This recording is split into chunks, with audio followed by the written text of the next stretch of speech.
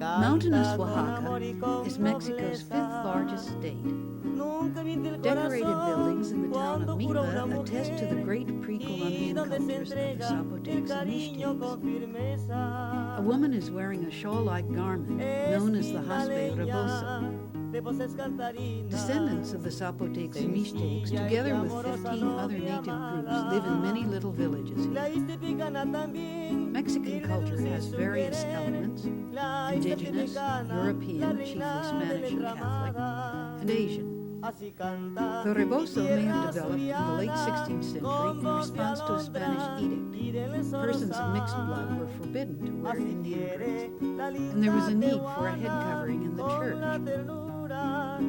These groups of women at the Sunday market in Tlacolula wear the dark blue rebozo with white patterning, favored in this village and in Oaxaca State. This patterning, jaspe, also referred to as ikat, is created by a tie-and-dye resist pattern placed in the threads before weaving. Pattern, color, size, and style of wearing tend to be distinctive to place. Oaxaca de Juarez, the capital with its population of about 200,000, retains some of the quality of life of a provincial capital of New Spain. Life centers about the Zocalo. Santo Domingo dates from 1575 and has an 18th century exterior and interior. An adjoining convent has an ethnographic collection. There are many large and small markets in Oaxaca. Villagers and Indians alike come to buy and sell, to use or learn a skill, perhaps in the process acquiring Spanish. Cortes was granted much land and the title of Marqués de Valle de Oaxaca in 1521. This building is from that time. It is the headquarters of ARIPO, the Popular Arts and Industry Association of the state of Oaxaca. In May 1990, Pamela Scheinman and I, under the auspices of a seed grant from Aid to Artisans to the Mexican Association for Popular Art and Culture, set out to interview Oaxaca's last master weaver of the jaspe rebozo, Fidel Díaz Valencia. Most jaspe weaving is now done in other centers in Mexico. Our search took us to the Barrio de la Noria, a neighborhood in the southeast of Oaxaca, and then to the Posada de Chencho. The Posada, or inn, is owned and managed by Inocencio Velasco, a former weaver. Inocencio, nicknamed Chencho, is now in his early 70s. In 1931, at the age of 14, he had begun as a weaving apprentice in the workshop of a rebozo master weaver. In the early 1960s in Oaxaca, there were still 8 workshops producing rebozos using jaspe technique. Chencho took us a few short blocks from his posada to the workshop of the remaining jaspe weaver.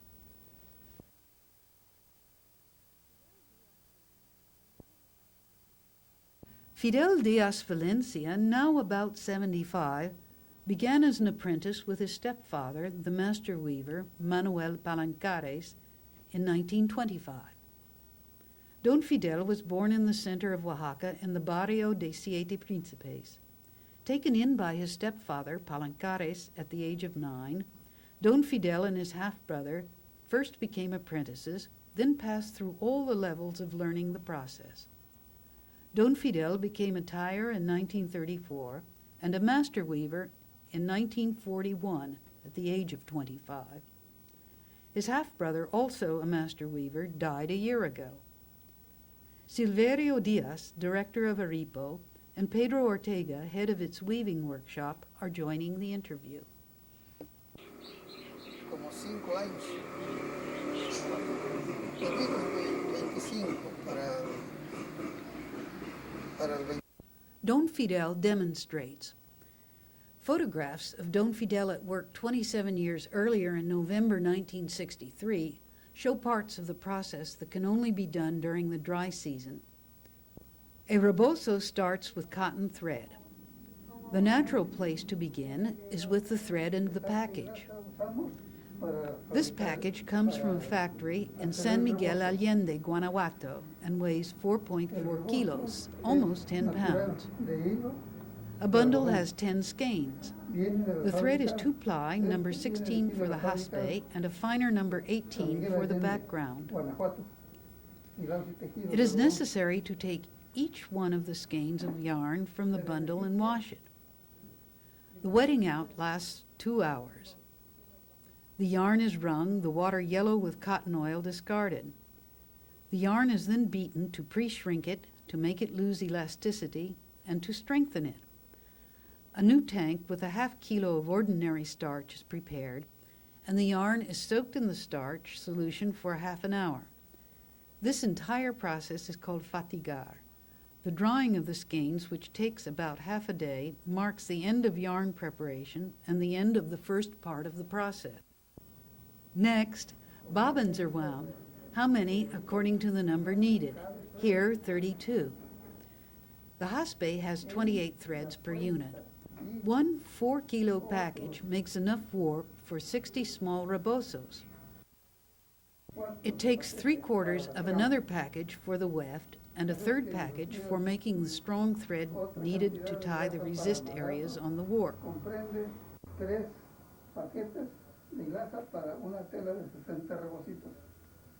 This is the warping process. It takes 1.5 days. A rattle is set up on horses and the threads divided according to the pattern. Individual threads for which the same pattern is intended are grouped together. For this design, the individual threads of the warp are put sequentially into 3 groups, each with its own part of the pattern. These groups are called tiras, and they are where the jaspe pattern is marked, tied, and dyed. Each group must be the right size, not too large or too small for a resist tie to work. The separation is done with the help of a type of rattle and additional lease sticks. This process requires concentration and can take as long as 2 days. At present, because he is one person working alone, Don Fidel does only the simplest pattern known as corriente. The string for tying is made by wet plying first 2 number 16 threads together, and then taking the plied yarn and wet plying it with another 2 plied number 16 thread, making 4 strands in all. This tying string is very strong. If the bobbin doesn't work with 1 diameter spindle, then it is necessary to change to another.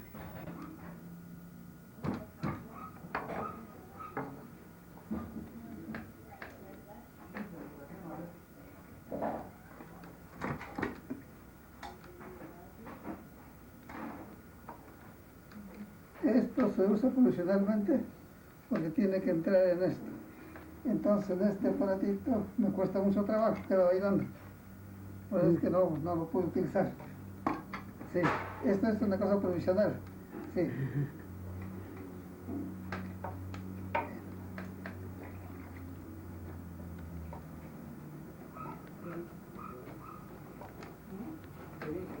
No, está por ahí una piedra, mijo. Don Fidel sets up a short demonstration warp of 3 pattern units, tiras.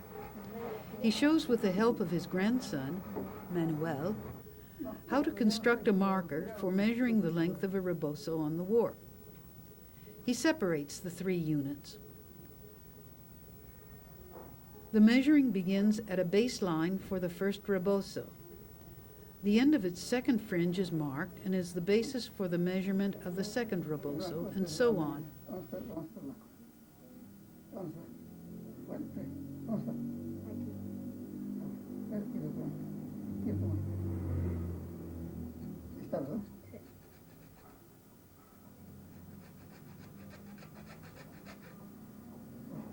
¿Otro?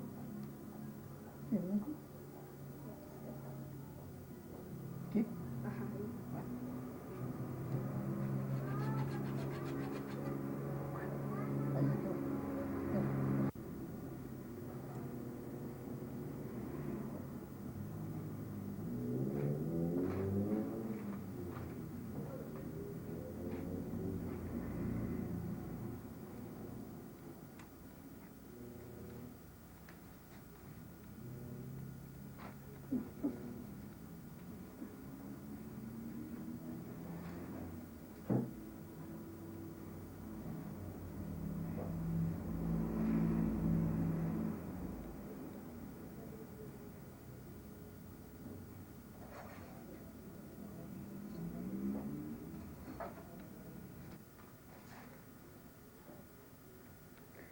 Esto le sirve a uno para dividir las tres tiras, para que no se junten. Estos se llaman asentadores. Los deja uno de cada lado. Poner la seña de la punta.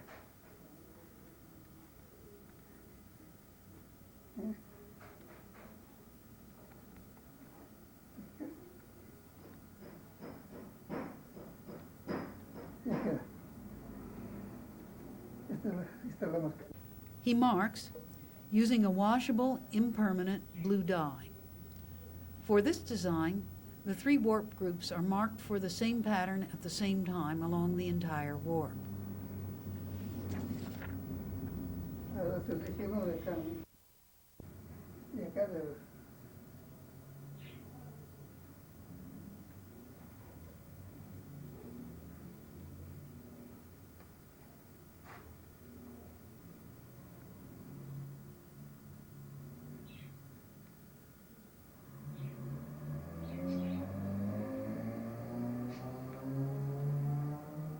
Here are some sets of markers for a more complicated 4-component pattern, and also for a 3-component pattern. Each warp group, tira, can be marked with a different component of the pattern. Now, the pattern is tied. The warp is held in the left hand, the tying thread on a bobbin and the cutting knife in the right. Don Fidel made his cutting knife from a metal housing of an old alarm clock. The tie goes over and around the warp 2 or 3 times tightly, is looped twice over itself to hold, and then cut. Entonces, antiguamente eran más finos los Más finitos. y más alados. Exactamente. In the old days, tying a pattern used to take 2 days. Then there was finer, more complicated tying. There were more knots. The tying used to be done by a team, as many as 15 people under a master tyer. But now the work is considered very humble. Women used to do it too. Now, a woman taking in wash can make as much in an hour as a tyer did in a day that lasted from 6 in the morning to 6 in the evening. The work didn't pay enough. It's a question of economics. At that time, the price of the rebozo covered everything. Entonces ya no pudimos acoplarnos a pagar esos precios y ya ninguno se interesó por seguir esto. Hasta señoras hacían su trabajo. Pero ya ahora no, porque una persona viene a lavar, en 2 horas gana 10, 15 mil pesos. Aquí en todo el día no gano más que unos 5 o 6 mil pesos, en todo el día. Y pegadito de las 7 de la mañana hasta las 6, 7 de la tarde. Por eso es que ya no compensa. La cosa económica fue la que vino a echar por tierra todo. Claro que yo hago todo, ¿verdad? Pero ya en el precio de mi rebozo allí cobro todo, exactamente, sí.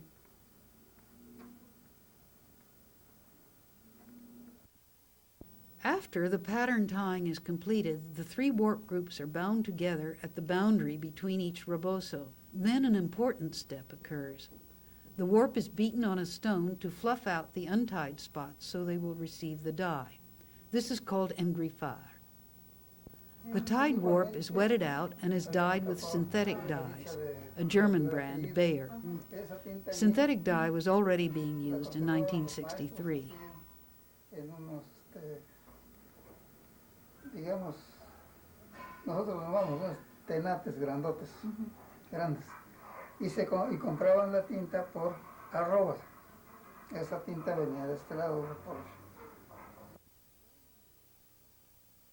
Don Fidel well remembers the recipes and use of indigo, añil, from former times.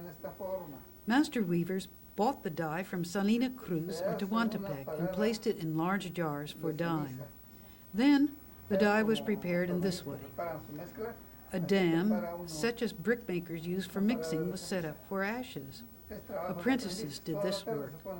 A straw strainer was brought, and the master put the required quantity of lime in the mix in a hollow space in the ash. 10 liters of water, maybe as much as 20, were added to cover the ash, and the mix was heaped up like a volcano. The lime fermented and worked on the ash, breaking it down. You had to return every half hour for 2 hours to stir up the ash and lime and make sure they were thoroughly mixed. The master had a large jar ready, and the apprentices brought pails of the ash mix. These were pounded down into the jar until it was half full. The rest of the space in the large jar was filled with about 25 liters of water. This first jar had a spigot draining into another jar below. After 3 days, you would return and take the water from the second jar. Muy bien, muy bien, muy bien, hasta que se revuelve la ceniza completa con la cal. Ya tiene el maestro preparado una olla grande. Abajo le ponen un tepetate tal como se hace acá la calabaza, sus varitas fuertes y una cama de petatito. Y luego se va para el aprendiz, pasa uno sus cubetas con la ceniza. El maestro está taloneando con un mazo, bien, bien, bien, bien, y ya lo que manda hacer de la ceniza está medido con lo que es la olla. Ya queda nada más un espacio para llenarle unos 25 litros de agua, ya que se llena, ¿no? Y abajo tiene la olla un conducto, ¿no? Está perforada. Y tiene un canalito y una olla sembrada grande. Con un canalito, entonces se usaba el carrizo. A los 3 días que se hizo la parada, sale el agua ya, aquella olla. This water is called lye. Lejía. There is lye of the first day, second day, and third day. Some masters measured the strength of the lye. The first day was considered the best for dyeing. The indigo was pulverized and passed into the lye water to be dissolved. It took a lot of patience. Finally, when the dye bath was ready and the tide warp was beaten and wetted out, it was placed in the dye for an hour or two to grab the color. It was removed and the blue developed. The yarn was run through a press and the dye liquid was extracted and returned to the bath for future use. It took time, days.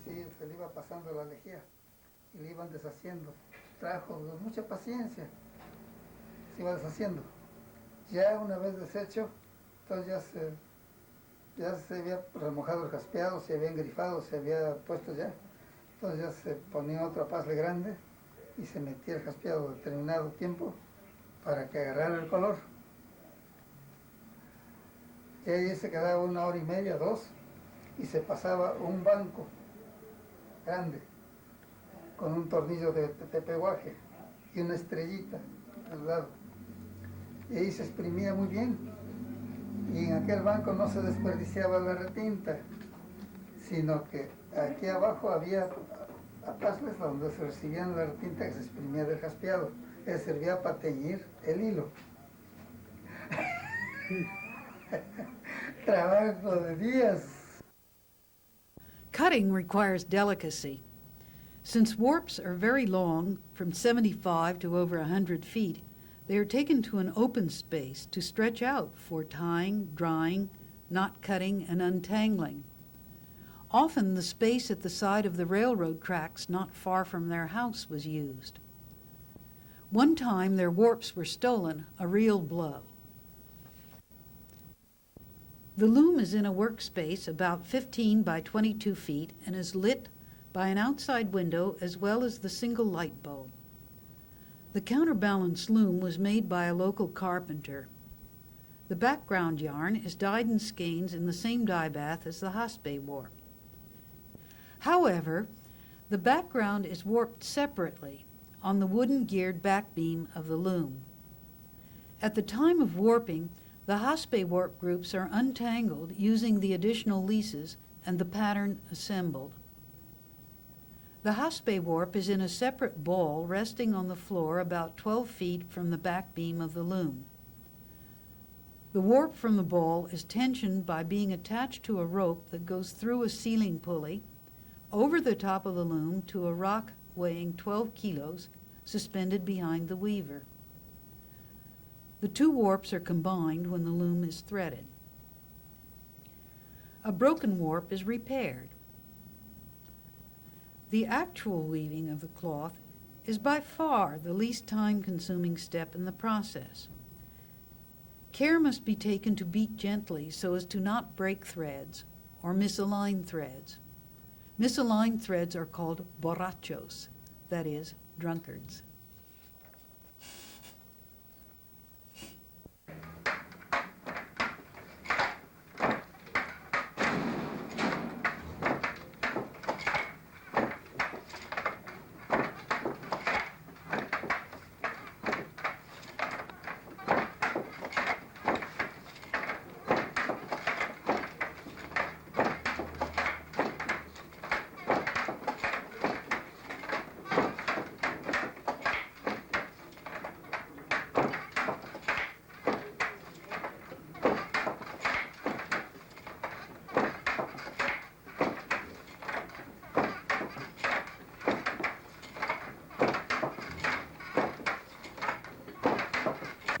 O sean 6 varas, comprende una vuelta.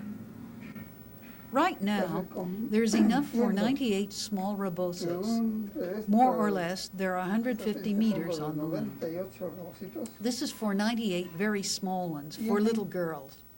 Although now only the small ones are made, he used to make 4 sizes, 2 small, 1 medium, and a large. The small ones are 4 and 6 feet, the medium about 8 feet, and the large about 10 feet in length.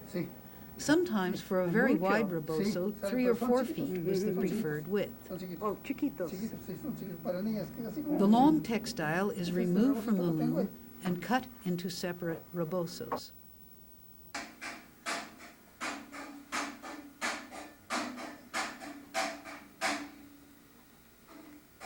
Es muy bonita.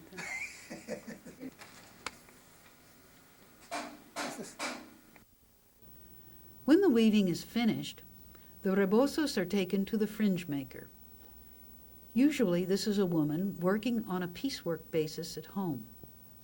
Don Fidel's fringe maker, Señora Merced Castañera Olivera, lives not far from him in an adjacent barrio, San Jose de la Noria. The 2 styles of fringe are plaited, petatillo, and knotted, a nudo. The latter style is a macrame lace or net of overhand and half-hitch knots. From her kitchen table, Señora Castañera explains, in the knotted design, one hole is called a media. This design has 2 rows of holes. Other designs have 3 rows.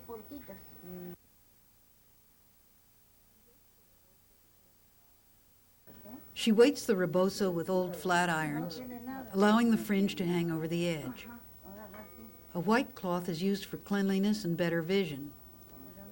She and Don Fidel agree that they are glad not to need glasses. The first row is called the seed row. It is a row of overhand knots, in this case having 6 threads each. After that, the knotted pattern develops swiftly. But petatillo, the plaited style, is even quicker and easier.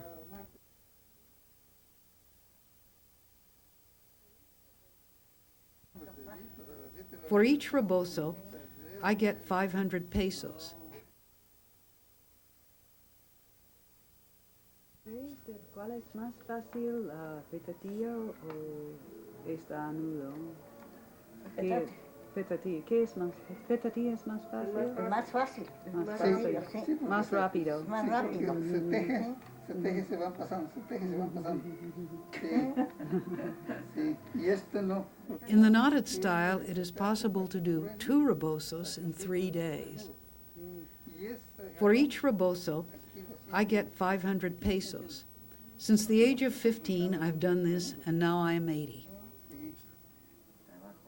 sí, trabajo en material, no sé. ¿Cuánto tiempo por una flecha? ¿Qué tanto ¿Qué tanto salgo al día? Sí. ¿Qué tanto salgo al día? Pues a veces me hago dos, pero a veces como me levanto a ver la comida, que está ocupada mi hija, me hago 1,5. ¿Ves? Sí. Ni para qué me alcanza. Si no tuviera mi hija, Sí. ni para qué. Rápida. Me alcanza, pues, ¿para qué no gano?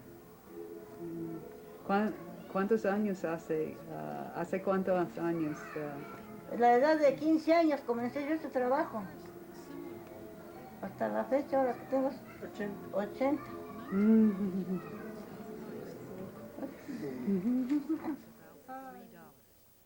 After the fringe is completed, Don Fidel brings the rebozos back to his workshop to be pressed.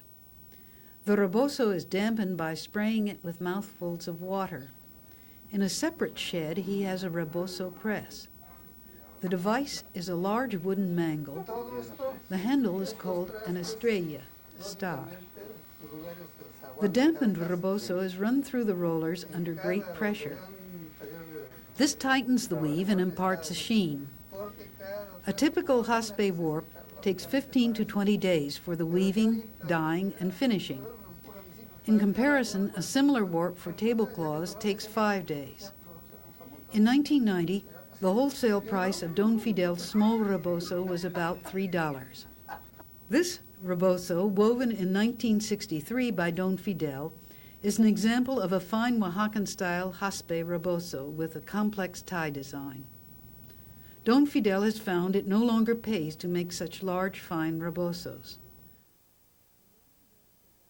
At one time, when Don Fidel's production was more extensive, to eliminate the middleman, he himself would sell at some of the outlying markets such as Chachilla and Etla on Wednesday, Ocatlan on Friday, Tolacolula on Sunday, and on feast days in these places and in Oaxaca.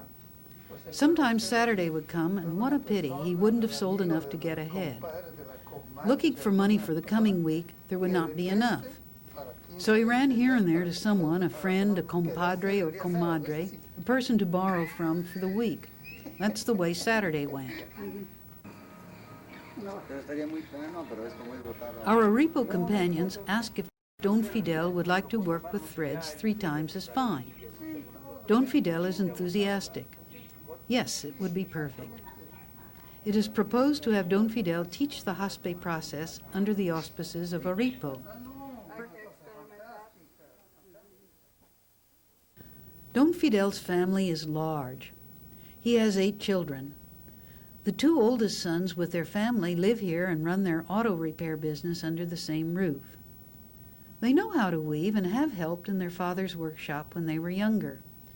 One still keeps a loom set up with a partially woven tablecloth. However, they are the main support to the family through their auto repair business. Don Fidel's wife is confined to a wheelchair. A circulatory problem has resulted in the amputation of one leg. So, Don Fidel has many daily household responsibilities, such as shopping and helping to care for his wife and grandchildren. Joined by his granddaughter, wife, and oldest son, Don Fidel's life reflects in his own words. I love my work and follow it. I am happy. I have my family. My work is sure from experience of years and secure.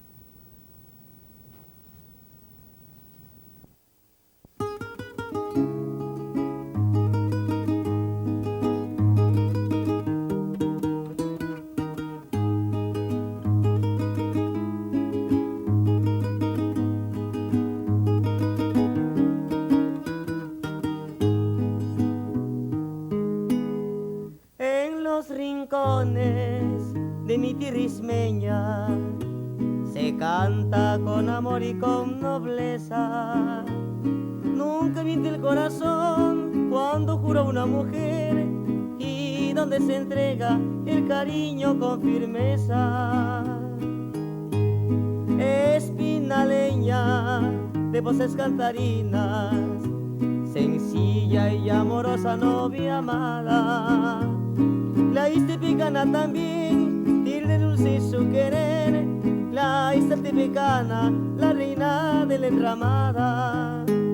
Así canta mi tierra suriana con voz de alondra y del zorzal.